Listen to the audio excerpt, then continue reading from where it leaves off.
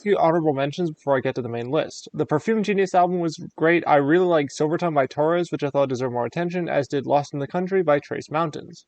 100 gecs had some pretty awesome remixes. The Strokes delivered their best album since ever, and Lily Konigsberg had a great 4-song EP that I listened to a lot this year.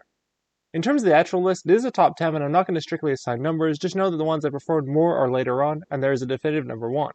Anyways, let's get into it.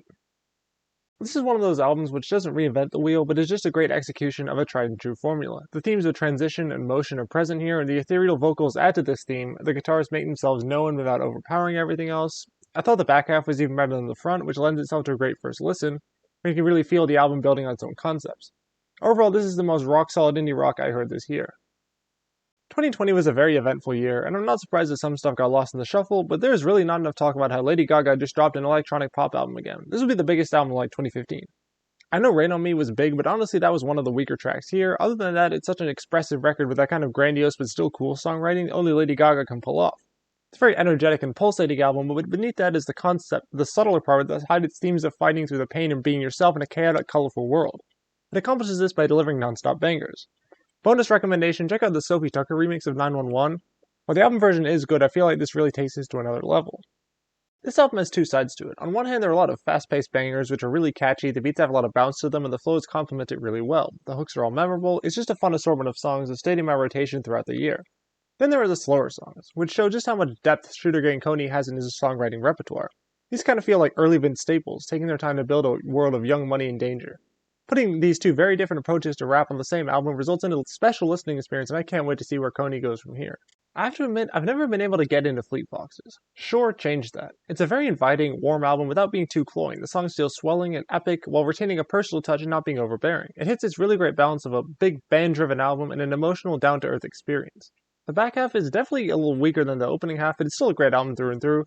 And if for some reason you can't get into earlier Fleet Foxes works, give this one a shot. It's a really upbeat and fun experience.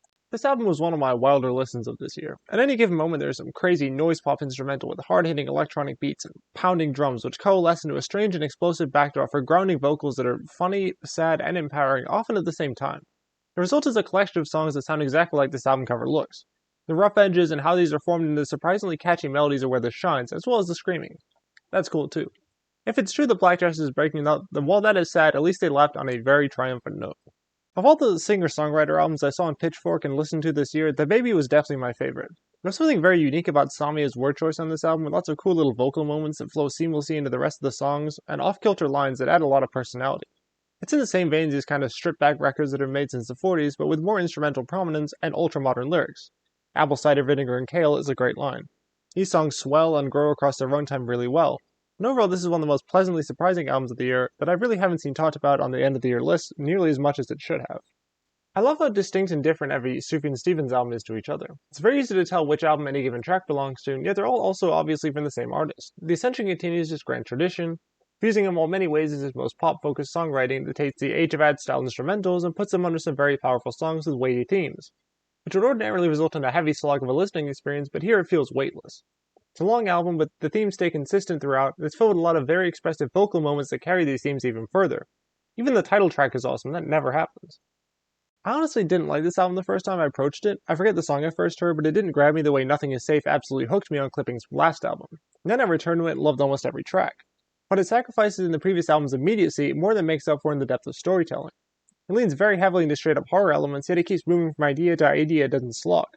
The production echoes this while also bringing a little infusion of dance, and the mix of genres makes for a really intriguing listen. This is definitely the scariest album I heard this year, with each track serving as another insight into the powerfully clear world that Clipping has constructed through sound. While it's not my favorite album of the year, it comes really close, and Sorry is definitely my favorite new artist of 2020. I listened to a lot of Blood Red Shoes in high school, and Sorry kind of feels like the next step from that. It has a lot of chunky, powerful riffs that make the songs driving and urgent, and a cool interplay between male and female vocals. But my favorite part is the album's sardonic, sleek, mysterious nature. This kind of feels like the true hipster successor to early Arctic Monkeys, and it's really impressive how polished Sorry were right out of the gate. All the songs have lots of different instruments and effects popping off at the same time, but the songwriting and vocal delivery keeps everything grounded. I'm really excited to see where Sorry goes from here and whether they can build on such a great foundation. Charlie XCX's previous album was my favorite album of last year, and she's really gone back to back here. This is such a powerful statement of an album that deals with very heavy themes of isolation and dealing with the pandemic, but communicates that through hard-hitting, fun beats and gigantic hooks.